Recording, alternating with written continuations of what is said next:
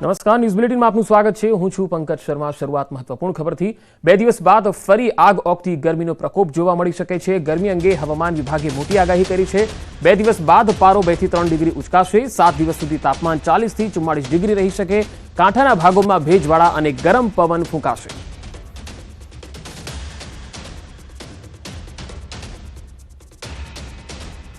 आने वाले 2 दिनों में मैक्सिमम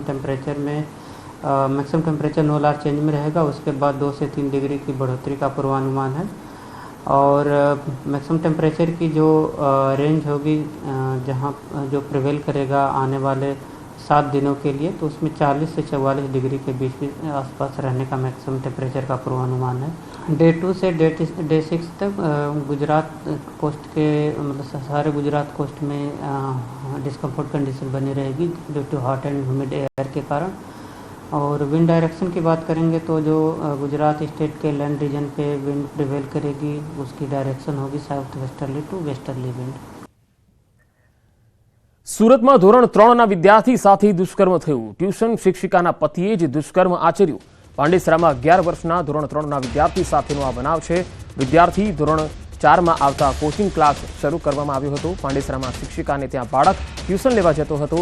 સાંજના સમયે ટ્યુશનનો સમય પૂર્ણ થયા બાદ દુષ્કર્મ આચર્યું। બાળક ટ્યુશનથી ઘરે ન આવતા માતાએ મહિલા શિક્ષિકાને કોલ કર્યો હતો, જેમાં તમામ બાળકો ઘરેથી ચાલ્યા ગયા હોવાની વાત કરી। જોકે માતા ટ્યુશન ક્લાસ પહોંચી હતી અને શિક્ષિકાના ઘરમાં કિચનની બાજુના એક અંધારપટ ખૂણામાં શિક્ષિકાનો પતિ બાળક સાથે દુષ્કર્મ કરતા પકડાયો હતો। આ કેસમાં મહિલા શિક્ષિકાના પતિ વિશ્વનાથ પ્રસાદની ધરપકડ કરી લેવાઈ છે। સાથે જ અગાઉ કોઈ વિદ્યાર્થી જોડે દુષ્કર્મ આચર્યું છે કે નહીં તેની પણ તપાસ ચાલી રહી છે।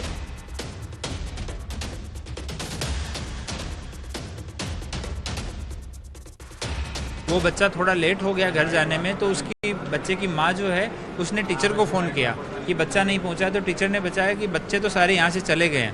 तो उन्हीं के घर में एक कोने में किचन के बगल में साइड में कोना है जहाँ पे क्लीनिंग वगैरह करते हैं, उस कोने में थोड़ा अंधेरा था।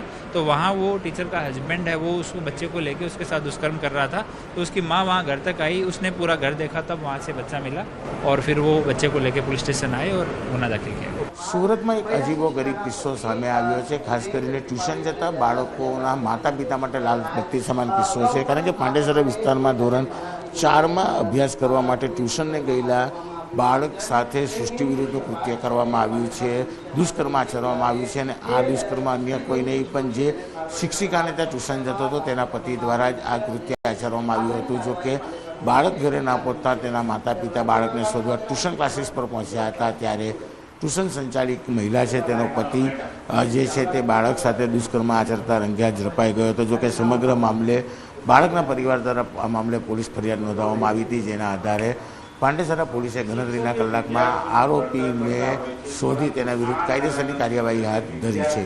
કેમેરામેન જીગર ગુગલ સાથે કીર્તેશ પટેલ, ન્યૂઝ 18 ગુજરાતી, સુરત।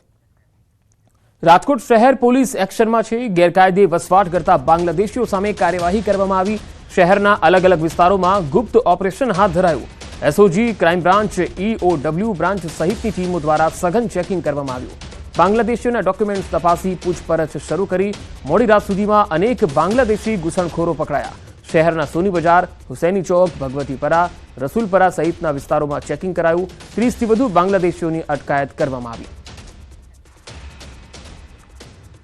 વધુ માહિતી મેળવીએ સંવાદદાતા રાજકોટથી હાર્દિક જોશી જોડાયા છે। હાર્દિક, રાજકોટમાં બાંગ્લાદેશીઓને શોધવામાં આવ્યા અને જે ઘૂસણખોરો છે તેમને પકડવામાં આવ્યા છે। અત્યાર સુધી કેટલા લોકો પકડાયા છે?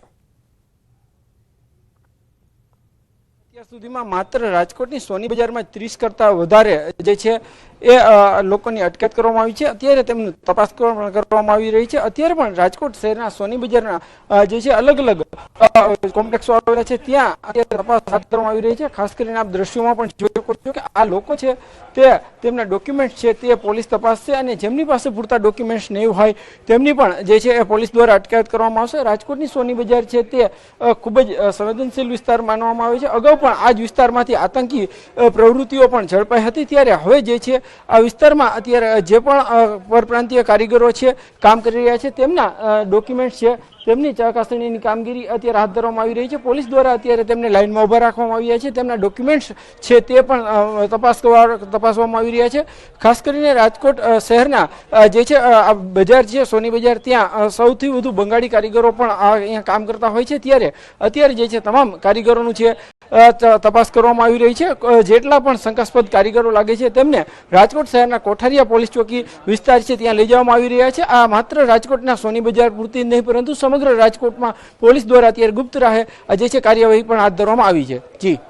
જી હાર્દિક, ખાસ આ એક દિવસ જ ચાલશે આ કાર્યવાહી કે પછી બાકીના દિવસોમાં પણ આ કાર્યવાહી ચાલશે?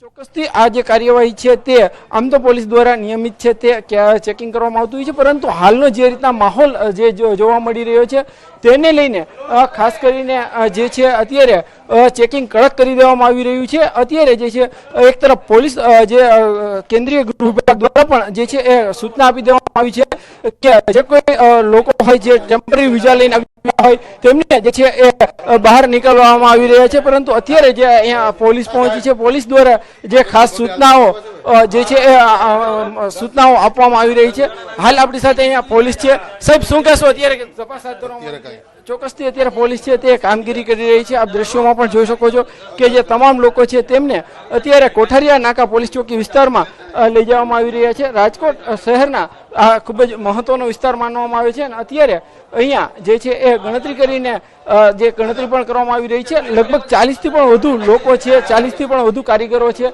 તેમની અત્યારે પૂછપરછ હાથ ધરવામાં આવી રહી છે. તમામ જે કારીગરો છે તેમને રાજકોટ શહેરના કોઠારીયા પોલીસ ચોકી વિસ્તારમાં લઈ જવામાં આવશે. ત્યાં તમામ ડોક્યુમેન્ટ્સ તપાસવામાં આવશે. અત્યારે જે છે આ કોમ્પ્લેક્સ છે, કોમ્પ્લેક્સમાંથી તમામ કારીગરોને જે છે એ નીચે પણ ઉતારવામાં આવી રહ્યા છે અને હવે જે રીતના જે કારીગરો છે તેમને આપ દ્રશ્યોમાં પણ જોઈ શકો છો જે રીતના અહીંથી મોકલવામાં આવી રહ્યા છે.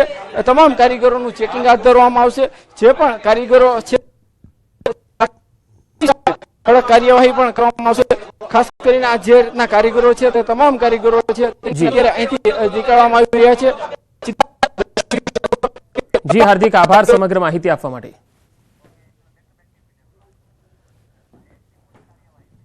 તો પહેલગામ આતંકી હુમલા બાદ હાલ રાજ્યભરમાં આ પ્રકારે પોલીસનું કોમ્બિંગ ચાલી રહ્યું છે, કડક કાર્યવાહી થઈ રહી છે. રાજકોટમાં તમે જોયું કે અલગ અલગ જગ્યાઓમાં પોલીસે સર્ચ હાથ ધર્યું અને કડક કાર્યવાહી ચાલી રહી છે. અમદાવાદમાં પણ આ પ્રકારે જે સર્ચ ઓપરેશન કરવામાં આવ્યું, 400થી વધારે ઘૂસણખોરોને પકડી પાડવામાં આવ્યા. આ તસવીરો અમદાવાદની છે. પકડાયેલા શંકાસ્પદ બાંગ્લાદેશીના પરિવારજનોએ હોબાળો મચાવ્યો. અમદાવાદ ક્રાઇમ બ્રાન્ચ પર 457 અટકાયત કરાયેલા લોકોની તપાસ ચાલી રહી છે. મોટી સંખ્યામાં પોલીસનો કાફલો ક્રાઇમ બ્રાન્ચ પર તૈનાત કરવામાં આવ્યો છે. મોડી રાત્રે ચંડોળા વિસ્તારમાં સર્ચ ઓપરેશન કરાયું, જેમાં શંકાસ્પદ 400થી વધુ ઘૂસણખોરોને પકડવામાં આવ્યા. પકડાયેલા તમામ ઘૂસણખોરોને ક્રાઇમ બ્રાન્ચ ખાતે લઈ જઈ વધુ તપાસ શરૂ કરાઈ. ઘૂસણખોરો બાંગ્લાદેશના છે કે પછી અન્ય દેશના છે, અથવા અન્ય દેશના બાંગ્લાદેશી ઘૂસણખોરી કરી છે કે નહીં તેની પણ તપાસ ચાલી રહી છે.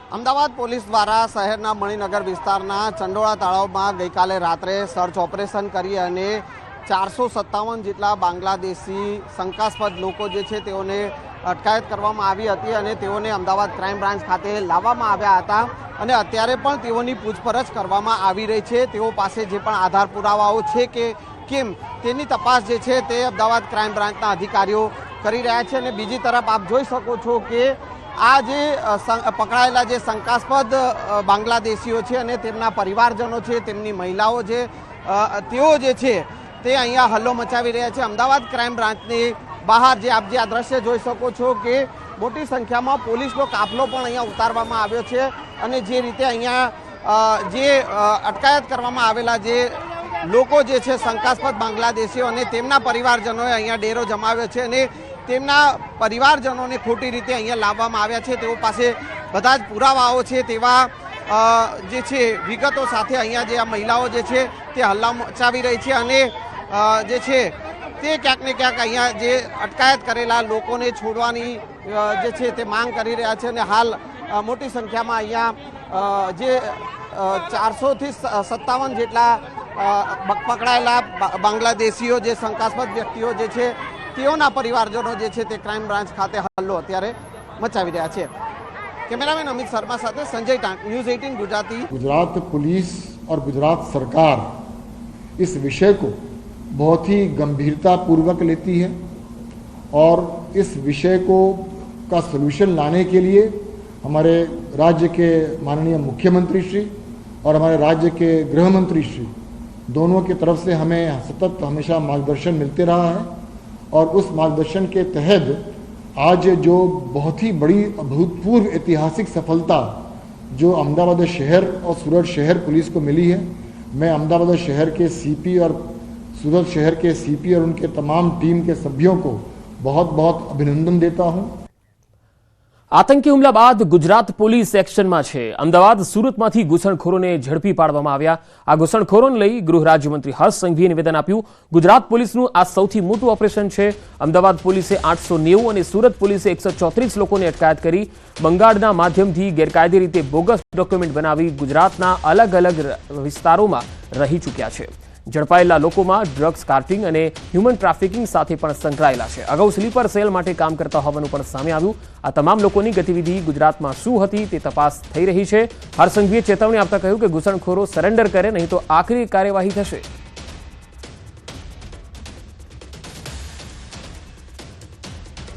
अहमदाबाद पुलिस ने 890 जितने अवैध बांग्लादेशियों को एवं सूरत पुलिस द्वारा 134 जैसे अवैध बांग्लादेशियों को पकड़ने में सफलता प्राप्त की है। गुजरात पुलिस का ये आज तक का सबसे बड़ा ऑपरेशन है जिसमें अवैध रूप से रहने वाले एक एक नागरिकों को गुजरात पुलिस की ये लाल आंख है। खास तौर पे ये सभी बांग्लादेशी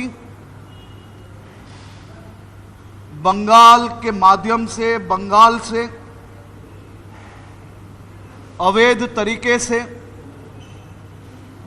कई फेक डॉक्यूमेंट्स बनाए थे और उसी माध्यम से वो गुजरात एवं भारत के अलग अलग राज्य में पहले रह चुके हैं। और मैं ये सभी लोगों को स्पष्ट संदेश देना चाहता हूं, या तो खुद सामने से चल के पुलिस स्टेशन में जाके अपने आप को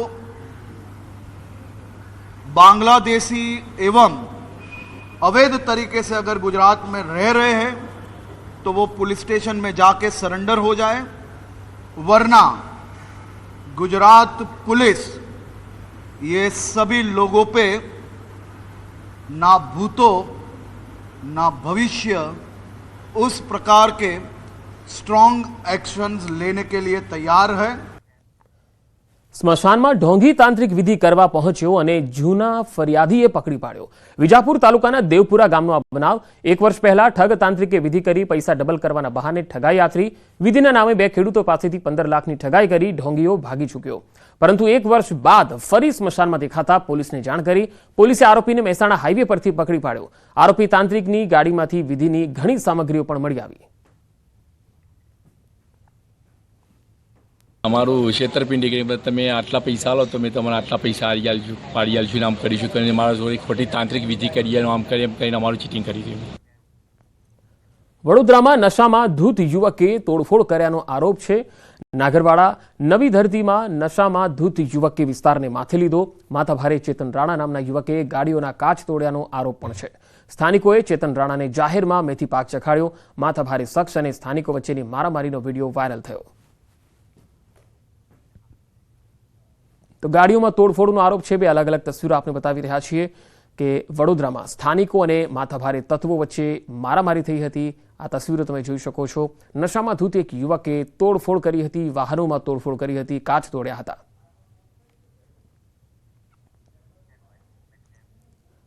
આ તરફ ગોંડલમાં મારામારીની એક ઘટના સામે આવી। રૂપાવટી ગામના સરપંચના પુત્રએ માર માર્યાનો બનાવ સીસીટીવીમાં કેદ થયો।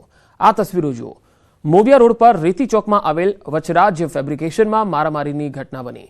મળતી માહિતી મુજબ ફેબ્રિકેશનનો એક કામદાર હોટલ ચા લેવા માટે ગયો અને એ સમયે બુલેટ લઈને ઊભા રહેલા સરપંચના પુત્રએ કામદારને સામે કેમ જુએ છે એવું બોલીને માર માર્યો અને અપશબ્દો બોલ્યા. ત્યાંથી કામદાર છૂટીને કારખાને પરત ફર્યો, પરંતુ સરપંચના પુત્રએ ત્યાં ન રોકાતા કારખાને પહોંચી ફરી કામદાર પર હુમલો કરી દીધો. ત્યારે મહિલા સરપંચના પુત્ર સુરેશ સોલંકીની દાદાગીરી સીસીટીવીમાં કેદ થઈ. સમગ્ર મામલે ગોંડલ શહેર એ ડિવિઝન પોલીસે તપાસ હાથ ધરી, જ્યારે મારામારીમાં ઇજાગ્રસ્ત થયેલને સારવાર અપાઈ રહી છે. રાજકોટ જિલ્લામાં કાયદો વ્યવસ્થાના લીરે લીરા ઉડ્યા. ધોરાજીના તોરણિયા ગામે બબાલ થઈ ગઈ. તોરણિયા ગામે પોલીસ અને સ્થાનિકો વચ્ચે ઘર્ષણ થયું. નંબર પ્લેટ વગર ગાડીમાં સિવિલ ડ્રેસમાં આવી પોલીસે ખુલ્લેઆમ દાદાગીરી કરી હોવાનો આરોપ છે. ધોરાજી અને જેતપુર પોલીસની સંયુક્ત ટીમ પર ગંભીર આક્ષેપો લાગ્યા. 15,000 રૂપિયા ન આપતા પોલીસે પિતા પુત્રને માર માર્યો, મહિલાઓ સાથે બળજબરી કરી અને મારપીટ કરી હોવાના પણ આરોપ છે. ધરણા કરી રહેલા ફરિયાદી પિતા પુત્રને કારણ વગર ડિટેન કરાયા. પિતા પુત્રની પોલીસે ફરિયાદ ન લેતા તોરણિયા ગામના લોકો ન્યાયની માંગ સાથે ધરણા પર બેઠા. માગણી કરેલી કે જો તમારે રાત્રિ રોકાણ ના કરવું હોય તો 15,000 રૂપિયા આપવા પડશે. ગરીબ પરિવાર હોય, એમની માગણી સંતોષી ના શક્યો, જેથી એમને ઢોર માર માર્યો.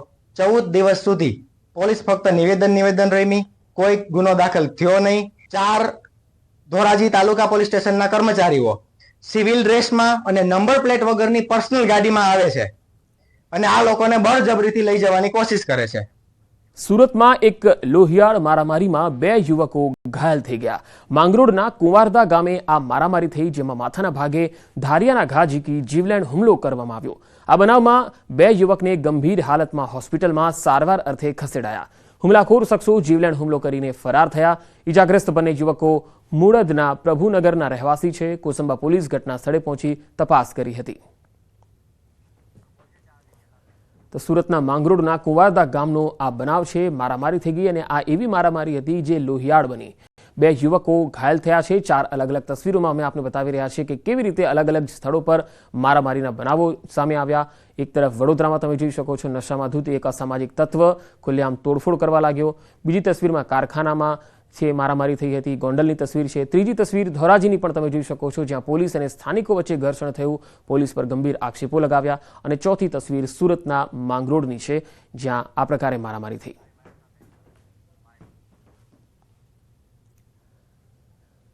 રાજકોટ શહેરમાં મોતનો બનાવ સીસીટીવીમાં કેદ થયો. યુવાનનું માત્ર 27 સેકન્ડમાં મૃત્યુ થઈ ગયું. રમકડાની ફેક્ટરીમાં કામ કરતા યુવકનું મૃત્યુ થયું.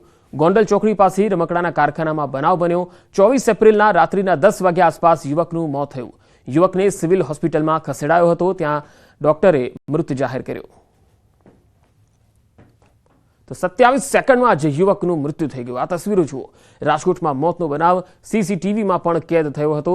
હાલ સમગ્ર મામલે પોલીસે તપાસ હાથ ધરી છે. આ યુવકને સિવિલ હોસ્પિટલમાં ખસેડાયો હતો, જ્યાં તબીબોએ તેને મૃત જાહેર કર્યો.